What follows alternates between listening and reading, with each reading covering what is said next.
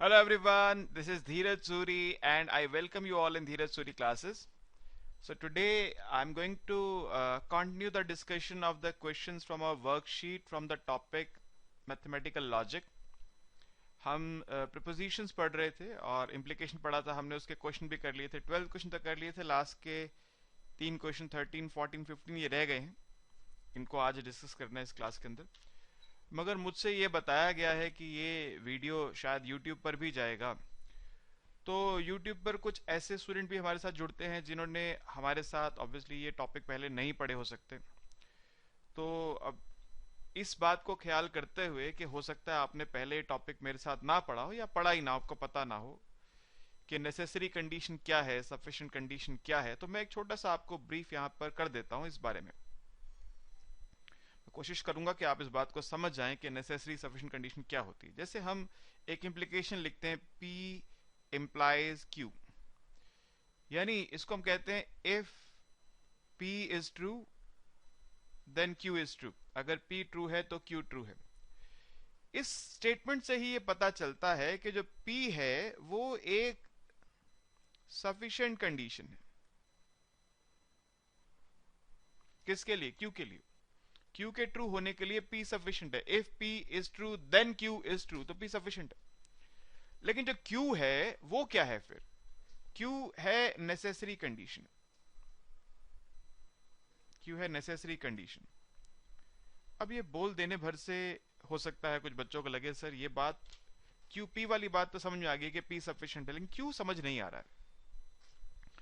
तो समझाने के लिए मेरे पास एक बहुत बढ़िया एग्जाम्पल है जो मैं अक्सर अपनी क्लास में यूज करता हूं। उसी एग्जाम्पल से कोशिश करता हूं आपको बात समझा सकूं। एग्जाम्पल ये है कि if today is Sunday, if today is Sunday then it is a holiday.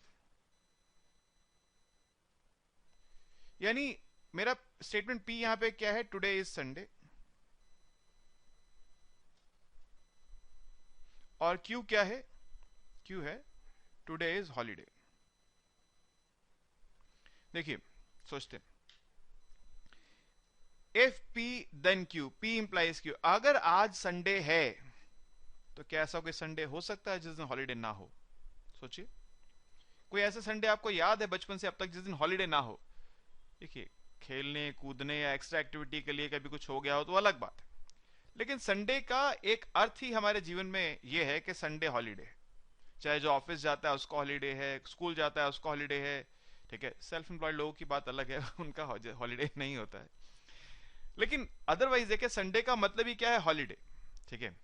तो संडे होना मतलब हॉलीडे होना, तो संडे सफिशिएंट है हॉलीडे होने के लिए। तो इफ टुडे संडे, सोचने की जरूरत नहीं है, छुट्टी आज तो, संडे छुट्टी का दिन है, तो संडे सफिशिएंट है हॉलीडे होने के लिए।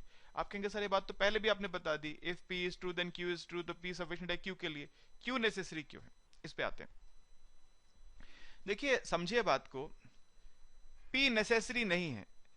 संडे होना सफिशिएंट है हॉलीडे होने के लिए, लेकिन संडे होना जरूरी नहीं है हॉलीडे होने के लिए। दिवाली पे भी छुट्टी होती है, दिवाली संडे को, इसकी कोई गारंटी नहीं है। होली पे भी छुट्टी होती है, होली संडे को, ऐसी भी गारंटी नहीं है। दशहरे पे होती है, क्रिसमस पे होती है, ईद पे होती है, और भी बहुत सारी, गांधी जयंती पे होती है, 15 अगस्त पे होती है, 26 जनवरी पे होती है। इन दिन में संडे पड़ जाए इसकी कोई गारंटी नहीं है। हॉलीडे संडे के अलावा भी हो सकता है, हॉलीडे संडे के अलावा भी हो सकता है। इसलिए P जो है वो सफिशिएंट नहीं है, और सॉरी P नेसेसरी नहीं है, सॉरी P नेसेसरी नहीं है। छुट्टी होने के लिए संडे होना जरूरी नहीं है। संडे होना ये जो है, संडे होने से सफिशिएंसी हो जाती है, अगर संडे है तो छुट्टी जरूर है।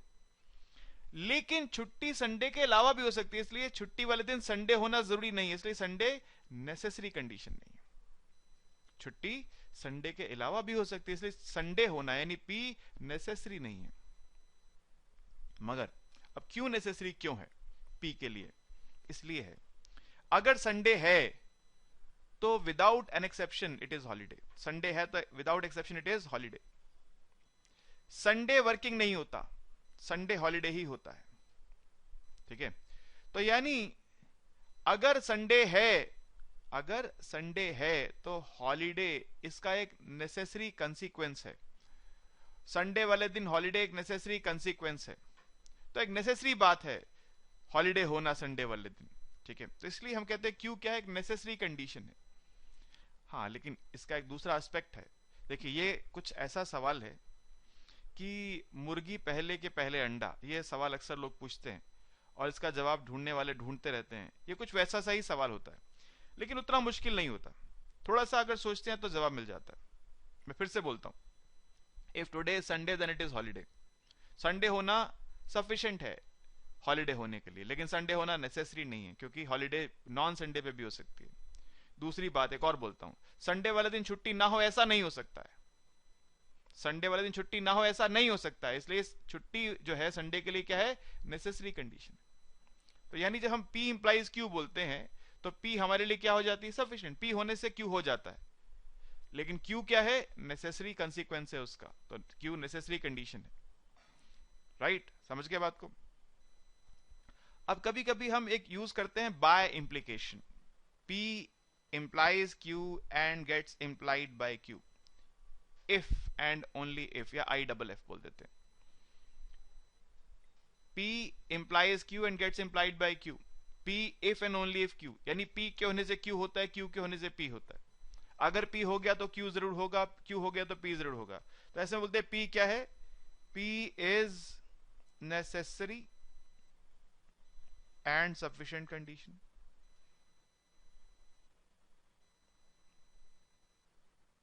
क्योंकि P implies Q में P sufficient है और Q implies P में P क्या है, नेसेसरी है। इसी तरह से Q भी यही है, Q is necessary and sufficient condition, क्योंकि Q implies P में Q sufficient है और P implies Q में Q necessary है।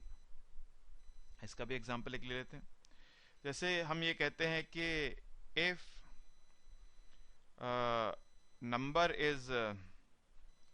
is multiple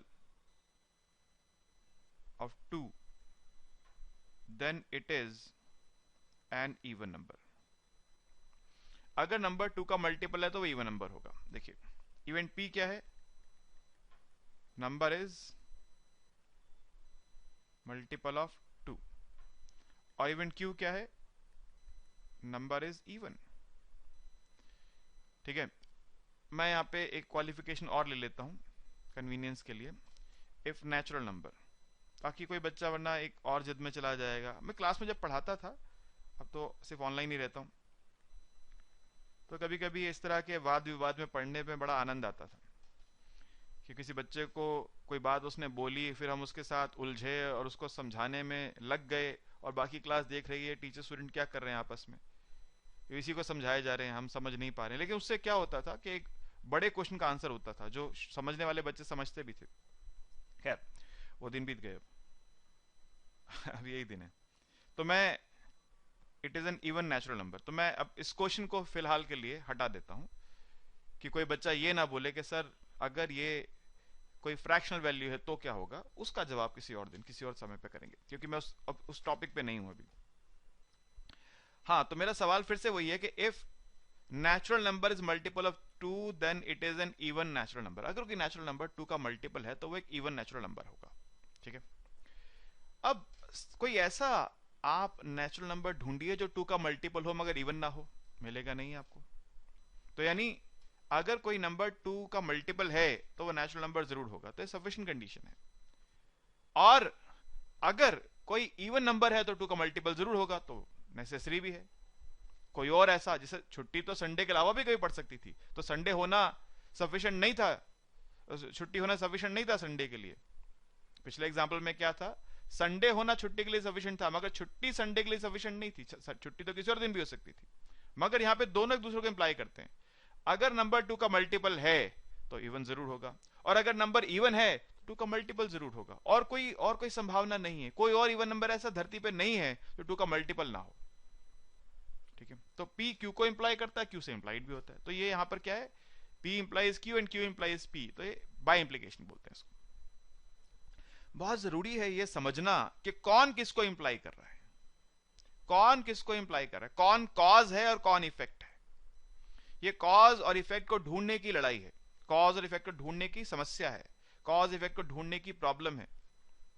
ठीक है, और यही जद्दोजहद है इसके अंदर कि आपको ढूंढना है कि कॉज क्या है और उसका इफेक्ट क्या है। If P then Q. P cause है, क्यू इफेक्ट है। ठीक है, अगर पी हुआ तो क्यू जरूर होगा, लेकिन क्यू तो अदरवाइज भी हो सकता है। यही एक छोटी सी जो लाइन है, इसको समझना बहुत इंपॉर्टेंट है। ठीक है, अब मैं क्वेश्चंस पे आता हूं। क्वेश्चंस इतने मुश्किल नहीं होते। जितनी ये जो एनालिसिस जितनी डीप है, क्वेश्चंस उतने डीप नहीं होते। क्वेश्चंस तो बड़े शैलो होते हैं, बहुत इजीली आपको समझ में आ जाएगा, बड़े आसानी से। जैसे हम पीछे जो बच्चे पहले से पढ़ते आ रहे हैं, जिन्होंने पुराने वीडियोस देखे हैं जिसमें मैंने पुराने क्वेश्चन या कंसेप्ट को डिस्कस किया था, उनके लिए तो ये क्वेश्चन बच्चों का खेल है। फिर भी क्योंकि मुझे बताया गया वीडियो यूट्यूब पे जाएगा, तो मैंने अपनी तरफ से कोशिश की कि आप लोगों को कुछ एक आइडिया दे सकूं क्वेश्चन शुरू करने से पहले। 13 क्वेश्चन की बात से शुरू करता हूं। देखिए, हमें पता लगाना है कौन नेसेसरी, कौन कंडीशन, कौन सफिशिएंट। क्वेश्चन ये है, is x greater than equal to 3 a necessary condition for 2x plus 6 greater than equal to 4। यानी अगर मेरे पास x greater than equal to 3 जो है नेसेसरी कंडीशन है। अच्छा, तो यानी मेरे पास p अगर है 2x plus 6 greater than equal to 4 और q है x greater than equal to 3, तो क्या मैं कह सकता हूं कि p इंप्लाइज q? क्या ऐसा कहा जा सकता है क्या? ये मेरा एक क्वेश्चन है। मैं नंबर सही नोट करें, 2x प्लस 6, ठीक है, नंबर सही है जी। आइए चेक करते हैं। 2x plus 6 greater than equal to 4 से शुरू करते हैं। देखिए, 2x plus 6 more than equal to 4, यानी 2x more than equal to 2x more than equal to, ये minus 2 sorry, x more than equal to minus 1। तो यानी 2x प्लस 6 अगर 4 से बड़ा होगा तो x माइनस 1 से बड़ा होगा। अगर कोई नंबर माइनस 1 से बड़ा है तो शर्तिया तौर पे नेसेसरीली वो माइनस 1 से बड़ा जरूर होगा। If a number is greater then, sorry, वो माइनस 3 से बड़ा जरूर होगा। If a number is greater than minus 1, then it is essentially greater than minus 3. If x is greater than minus 1, it implies that x is greater than minus 3. Equal to की जरूरत नहीं है, क्योंकि वो greater than equal to minus 1 है, तो greater than minus 3 जरूर होगा। If x is greater than equal to minus 1, then x is certainly greater than minus 3. अब यहां पर एग्जामिनर अगर माइनस 3 के साथ इक्वलिटी का साइन ना लगाता तो शायद वो हमें एक दुविधा में डालने से बचा लेता, लेकिन लगा दिया उसने मगर एक इक्वलिटी का साइन लगा डाला। तो अब मुझे एक कंडीशनल आंसर देना पड़ेगा। x greater than minus 3, x greater than minus 3 is necessary condition. Greater than equal to की बात नहीं कर सकते, क्योंकि इक्वलिटी अगर आ गई, मान लीजिए माइनस 3 डाल के चेक कर लीजिए, यहां डाल दीजिए माइनस 3, इस जगह पे डालिए माइनस 3, देखिए क्या मिलेगा आपको। आपको मिलेगा माइनस 6 प्लस 6 0, 0 मोर देन 4 नहीं है। समझ रहे हैं बात को? तो मैं ये कह रहा हूं कि मेरा 2x प्लस 6 4 से बड़ा तब है अगर x माइनस 1 से बड़ा है, और अगर x माइनस 1 से बड़ा है तो सर्टेनली वो माइनस 3 से बड़ा है। तो मैं कंडीशनल आंसर लिख दूंगा। क्या? क्योंकि मैं ऐसा मानूंगा कि शायद एग्जामिनर इस बात को भांप नहीं पाया कि इक्वलिटी नहीं होनी चाहिए। अब एक जगह वो ट्रू है और एक जगह ट्रू नहीं है, तो मैं कंडीशनल आंसर देकर अपनी बात खत्म करूंगा। क्या कहूंगा?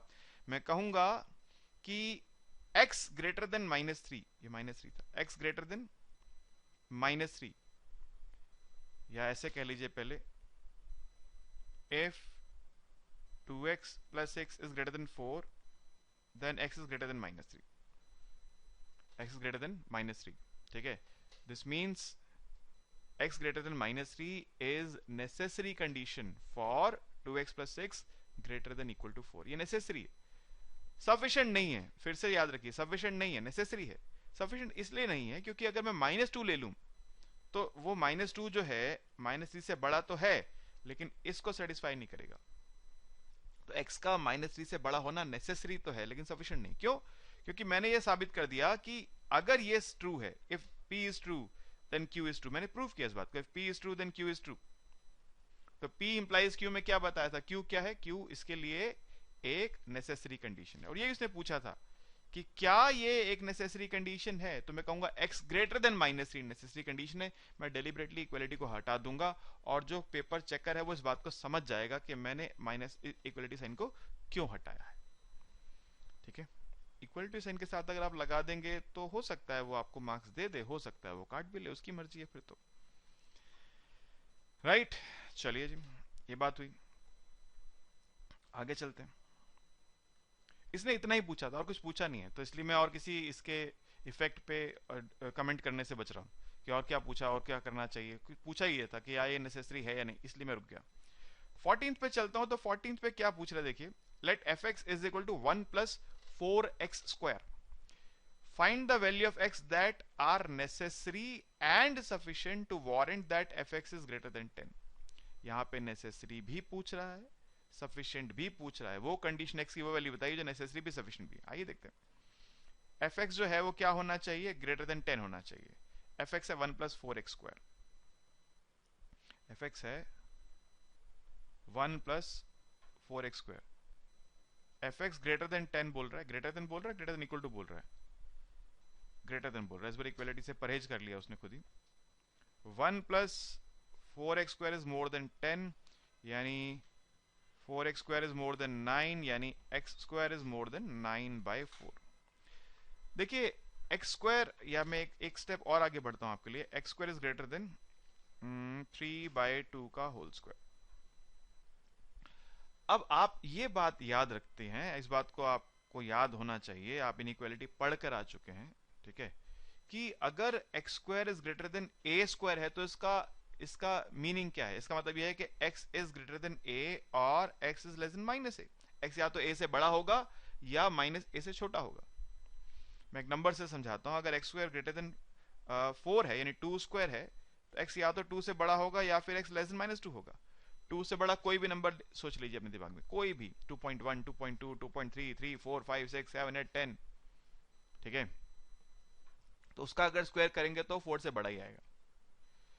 और माइनस से छोटा के नंबर सोच लीजिए, -2.1, -2.2 या -3 या -5 या -7 या -9, उसका स्क्वायर 4 से बड़ा ही आएगा, ठीक है। अब इसका प्रोसेस आप इनइक्वालिटी में सीख चुके हैं कि मैं यहां से यहां पे आता कैसे हूं, मैं उस प्रोसेस पे दोबारा नहीं जा रहा हूं, ये बात याद दिला रहा हूं सिर्फ कि ऐसा होता है, कैसे होता है इनइक्वालिटी सी क्लास में जाके दोबारा देखना पड़ेगा आपको, आप भूल गए अगर आप तो अगर x स्क्वायर 3/2 स्क्वायर से बड़ा है तो इसका मतलब क्या है? इसका मतलब ये है कि x इज ग्रेटर देन 3/2 और x इज स्मॉलर देन -3/2, ठीक है जी। तो इफ मैं कह सकता हूं, if fx is greater than 10 then x is less than -3/2 और x is greater than 3/2। अब यहां पे आप एक बात समझ लीजिए, एक बात को समझ लीजिए कि अगर x 3/2 से बड़ा होगा तो शर्तिया तौर पे fx 10 से बड़ा होगा, या फिर अगर अगर x -3/2 से छोटा होगा तो भी शर्तिया fx 10 से बड़ा होगा। तो p q को इंप्लाई कर रहा है, q p को इंप्लाई कर रहा है। मैं ऐसा भी कह सकता हूं, if x is less than -3/2 और x is more than 3/2 then fx is more than 10, यानी दोनों एक दूसरे को इंप्लाई कर रहे हैं। तो यानी ये जो है fx more than 10 is necessary and sufficient condition for this, and x less than -3/2 और x more than 3/2 is necessary and sufficient condition for fx more than 10। अब क्वेश्चन ने जो पूछा उसका आंसर लिख देते हैं। Find the values of x that are necessary, x की वैल्यूज पूछ रहा है, तो ये मेरा आंसर है।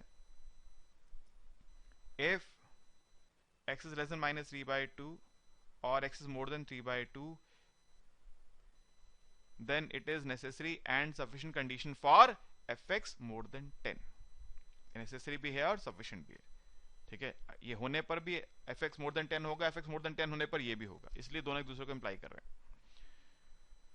अगली बात क्या है सर यहाँ पे? अगली बात है also find the values of x that are neither necessary not sufficient. Sir बहुत सिंपल सी बात रहेगी ना, जो इसके बाहर रह गया। अब इसके बी पार्ट में क्या है? If x is greater then -3/2 less than 3/2, अगर इस रेंज में x आ गया तो तब fx जो है वो 10 से बड़ा नहीं हो सकता। It is neither necessary not sufficient.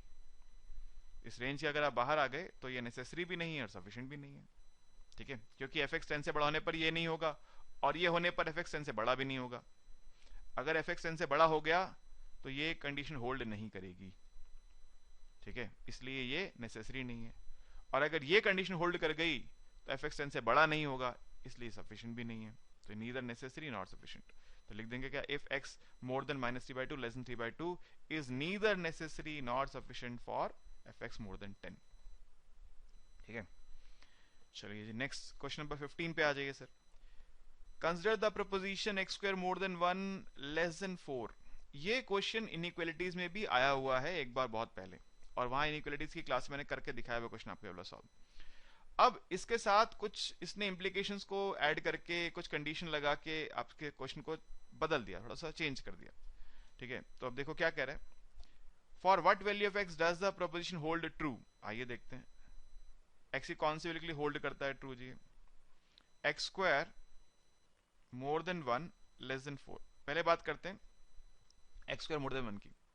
For x square more than 1, x square 1 से बड़ा कब होगा सर? अगर x 1 से बड़ा हो तो भी 1 से बड़ा होगा x स्क्वायर, और अगर x माइनस 1 छोटा तो भी बड़ा होगा। For x square more than 1 we have x more than 1 और x लेस देन माइनस 1। ये सब बातें अब मैं आपको इनइक्वालिटीज की क्लास में पढ़ा चुका हूँ, साइन डायग्राम से भी और अदरवाइज भी। x स्क्वायर मोर देन 1 है तो 1 को उधर ले जाइए, x स्क्वायर माइनस 1 बनेगा x माइनस 1 x प्लस 1। दो नंबर्स का मल्टीप्लिकेशन पॉजिटिव कब होता है? जब दोनों पॉजिटिव हो या दोनों नेगेटिव हो। इस तरह से मैंने आपको बताया था और साइन डायग्राम से भी बताया था। तो इस इनइक्वालिटी की क्लास में दोबारा जाइए अगर आपको ये बात याद नहीं है तो। वैसे तो अब ये बात आपको याद होनी चाहिए। ठीक है, मैं इस बात को कभी सपोर्ट नहीं करता कि आप कुछ चीजों को रट लें, लेकिन क्या है कि अब क्योंकि हमारा एग्जाम सिस्टम ऐसा है जहां पे टाइम की बहुत इंपॉर्टेंस होती है, तो कुछ चीजें ऐसी हैं जो अगर हमारे माइंड में रह जाएं, जिनको हम अटका लें दिमाग में अपने, तो हमारा एग्जाम में समय बच जाता है। वरना फिर से एक बात को प्रूव करना और उसको फिर रिजल्ट पे लाने में 2-4-5 मिनट जो खर्च हो जाएंगे वो कभी कभी बड़े क्रूशियल होते हैं। इसलिए कुछ बातों को अगर हम याद रख पाए तो बहुत इंपॉर्टेंट है। हाँ, लेकिन कभी भी अंडरस्टैंडिंग जो है उसका सब्स्टिट्यूशन जो है वो मेमोराइजेशन नहीं हो सकता। आप अंडरस्टैंड कर चुके हैं, अब याद रख रहे हैं। मैं जानता हूं इसकी वजह क्या है, मैं याद इसलिए रख रहा हूं कि एग्जाम में समय बचाना है। ये बात याद रखिए। दूसरी बात क्या है कि for x square less than 4, x square 4 से छोटा कब होगा? अगर x माइनस 2 से 2 के बीच में आ जाए तो we have x more than minus 2 less than 2। तो आप देखिए मेरे पास जो आंसर आ रहे हैं वो क्या है, -1 -2 1 2। एक तो मेरे पास ये आंसर आ रहा है कि जो x है या तो होना चाहिए -1 से छोटा या होना चाहिए 1 से बड़ा। एक दूसरा आंसर आ रहा है कि x 1 से 2 के बीच में होना चाहिए। तो इनमें कॉमन क्या बन रहा है? एक कॉमन रीजन ये बन रहा है और एक कॉमन रीजन ये बन रहा है। तो मैं ये कह सकता हूं कि if x square is more than 1 less than 4 then x belongs to -2 to -1 union 1 to 2, और दोनों ओपन इंटरवल है, ना -1 इसका पार्ट है, ना -2, ना 1 ना 2। ठीक है, तो इसका मतलब क्या हो गया? उसने पहली बात जो पूछी थी, for what value of x does the proposition hold, पहली बात का आंसर तो मेरे पास ये आ गया कि for x belongs to -2 to -1 union 1 to 2 this proposition holds. ठीक है, ओके। दूसरा पूछ रहा है is the condition x between 1 to 2 necessary or sufficient or both necessary sufficient for proposition to hold। देखिए मैं ऐसा कहता हूं कि देखिए if x square more than 1 less than 4 then x more than -2 less than 1 और x more than 1 less than 2। तो अगर ये होगा तो x 1 से 2 के बीच में हो, ये जरूरी नहीं है। समझ रहे हैं? क्योंकि उस केस में x -1 से -2 के बीच में भी हो सकता है। बात याद रखिएगा। If x square lie between 1 to 4 then it is not necessary that x would lie between 1 to 2। हो सकता है, जरूरी तो नहीं है। ये भी हो सकता है x -1 से -2 के बीच में लाई करे। So this condition does not exclusively imply this condition। ये इसको इंप्लाई नहीं कर रहा, कंडीशनली इंप्लाई कर रहा है। पॉसिबल है लेकिन जरूरी नहीं है। मगर अगर x 1 से 2 के बीच में होगा, if x is more than 1 less than 2 then x square हमेशा 1 से 4 के बीच में ही रहेगा और कहीं नहीं जा सकता। तो यानी ये x more than 1 less than 2 जो है ये sufficient कंडीशन तो है x स्क्वायर 1 और 4 के बीच में लाई करने, मगर नेसेसरी नहीं है, क्योंकि x स्क्वायर 1 4 के बीच में तब भी लाई कर सकता है अगर x -1 से -2 के बीच में लाई करे तो यानी ये सफिशिएंट कंडीशन है मगर नेसेसरी नहीं है। क्वेश्चन ने पूछा क्या ये नेसेसरी भी है सफिशिएंट भी है, तो हम कहेंगे ये सफिशिएंट है, नेसेसरी नहीं है। ठीक है, ओके। थर्ड पे आते हैं। Is the condition absolute x more than 1 necessary or sufficient or both necessary and sufficient for proposition to hold? ठीक है, देखते हैं. देखो, absolute x more than 1 बोला था, less than बोला था, मैं भूल गया, sorry. absolute x more than 1, absolute x more than 1. मैं आपको absolute वैल्यू भी पढ़ा कर आया हूं कि x पॉजिटिव भी होता है, नेगेटिव भी होता है. इसके दो आंसर मिलते हैं आपको कि या तो x 1 से बड़ा होगा या फिर x होगा -1 से छोटा. एब्सोल्यूट x 1 से बड़ा तब होता है जब x 1 से बड़ा हो या x -1 से छोटा. इसको पढ़ाया एब्सोल्यूट की क्लास में आपको. एक बार पॉजिटिव लेते हैं, एक बार नेगेटिव लेंगे तो -1 वहां जाएगा, तो इनइक्वालिटी मोर देन है तो लेस देन में कन्वर्ट हो जाती है. डिटेल उसी क्लास में आपको मिलेगी. मैं यहाँ पर अगर उन क्लासेस का भी बखान करूंगा तो यहाँ का जो मुद्दा है वो छूट जाएगा, पीछे रह जाएगा. इसलिए अगर कोई भूल गया है एब्सोल्यूट वैल्यू को कैसे सॉल्व करते हैं तो एब्सोल्यूट वैल्यू की क्लास में जाना पड़ेगा वापस से. फिलहाल मैं ये मान रहा हूं कि ये बात आप जानते हो. तो अब absolute value x greater then 1 का मतलब है कि x या तो 1 से बड़ा होगा या फिर x -1 से छोटा होगा. ठीक है, तो अगर x 1 से बड़ा होगा, अगर x 1 से बड़ा होगा तो क्या वो 1 से 4 के बीच में लाई करेगा जी? कर सकता है. 1 से बड़ा हो, और आपने यहां पे देखा ना 1 से बड़ा एक रिजल्ट था हमारे पास, -1 से छोटा भी एक रिजल्ट था हमारे पास. ठीक है, तो यानी अगर x स्क्वायर 1 से 4 के बीच में लाई करता है, देन x या तो 1 से बड़ा होगा या फिर x -1 से छोटा होगा. ये बात तो सच है, ये बात सच है कि x या तो 1 से बड़ा होगा या -1 से छोटा होगा. लेकिन x 1 से बड़ा होगा तो क्या इस बात की गारंटी दी जा सकती है कि x स्क्वायर 1 से 4 के बीच में लाई करेगा? आप कहेंगे सर 1.1 पे लाई करेगा, 1.2 पे करेगा, 1.5 पे करेगा, 1.7 पे करेगा, 1.9 पे करेगा. 2 पे करेगा क्या? नहीं. 2 से आगे किसी भी नंबर पे करेगा क्या? नहीं. ऐसे ही -1 के पीछे चले जाएं अगर, तो -1 से -2 तक तो करेगा, उसके आगे नहीं करेगा. तो मतलब अगर x स्क्वायर 1 से 4 के बीच में है तो ये कंडीशन तो होल्ड करती है. x स्क्वायर अगर 1 से 4 के बीच में तो x या तो 1 से बड़ा होगा या -1 से छोटा होगा. तो यानी p इंप्लाइज q तो हो रहा है, p इंप्लाइज q तो हो रहा है, मगर x 1 से बड़ा होने पर इस बात की गारंटी नहीं है कि x स्क्वायर 1 से 4 के बीच में आ जाए, क्योंकि आप 2 ले लीजिए, 3 ले लीजिए, 4 ले लीजिए, 1 से 4 के बीच में नहीं आता उसका स्क्वायर. अगर x -1 से छोटा हो जाए तो भी इस बात की गारंटी नहीं हो सकती कि x स्क्वायर 1 से 4 के बीच में आएगा. -2 -3 -4 -5 और आगे कुछ भी लीजिए, वो 1 से 4 के बीच में नहीं आएगा. तो p तो q को इंप्लाई कर रहा है मगर q p को इंप्लाई नहीं कर रहा है. तो p is sufficient for q, यानी x square more than 1 less than 4 is sufficient for absolute x more than -1, मगर नेसेसरी नहीं है. ठीक है जी, ये सफिशिएंट तो है मगर नेसेसरी नहीं है, क्योंकि एब्सोल्यूट x मोर देन मोर देन 1 होने पर वो और भी बड़े नंबर्स को ला सकता है. ठीक है, ये जो टॉपिक है बेटे, ये टॉपिक अंडरस्टैंडिंग का टॉपिक है. आप इस टॉपिक को लॉजिक के इस जो इंप्लीकेशन बाय इंप्लीकेशन के टॉपिक को याद नहीं कर सकते हो. इनइक्वालिटीज के कुछ रिजल्ट्स को मैंने कहा x square more then a square, x square less than a square, उसको आप दिमाग में रख लेंगे तो एग्जाम में टाइम बचेगा, वो बात सच है. लेकिन ये वो टॉपिक है जिसको आप रट्टा मार के नहीं जा सकते हो. ये अंडरस्टैंडिंग की बात है. आपको सोचना पड़ेगा कि क्या आप इसके रिजल्ट की तरफ जा रहे हैं या नहीं जा रहे हैं. अंडरस्टैंडिंग बहुत इंपॉर्टेंट है. और देख लीजिए फ्रीक्वेंसी, देखिए इसकी. उससे पहले आप कहेंगे सर 12 से पहले नहीं था, उससे पहले ना एनुअल मोड होता था. MME 1 MME 2 का एक ही पेपर होता था, अब तो 3 पेपर हो गए. 2022 से 3 पेपर कर दिए इन्होंने. पहले तो सोचे 2012 से पहले एक ही पेपर होता था MME का, फिर 2 हो गए, MME 1 MME 2, अब 3 हो गए. आप कहेंगे हमारा ही दुर्भाग्य है भाई, वो एक पढ़ के छूट गए थे, हमसे पहले वाले ने 2 पढ़े, हमको 3 पढ़ने पड़ेंगे. भाई आप ज्यादा भी तो पढ़ेंगे, फिर आपको ज्यादा नॉलेज भी मिलेगी. तो उससे पहले क्योंकि एक बड़ा इनसिग्निफिकेंट सा पार्ट था इतने बड़े सिलेबस का, इसलिए इसमें से क्वेश्चन पूछने की किसी को फुर्सत ही नहीं थी. हाँ, लेकिन अब ये देख लीजिए आपके, अब जब ये सिलेबस का पार्ट है तो इसमें से लगातार बार बार क्वेश्चंस आते हैं. आप देख पा रहे हैं यहाँ पे 2012, 14, 15, 16, 18, 19, 21. हो सकता है कि किसी एक आध ईयर का क्वेश्चन ऐड करने से रह गया हो, मैं भूल गया हूँ ऐड करना, छूट गया हो मुझसे, इस बात की पॉसिबिलिटी है. क्वेश्चन लगभग हर बार इसका आता है, इसकी फ्रीक्वेंसी बहुत अच्छी है क्वेश्चन आने की। 2 या 3 नंबर का क्वेश्चन आता है, लेकिन आता ज़रूर है। ठीक है, तो आपको इसको बहुत ही ध्यान से इस टॉपिक को करना है।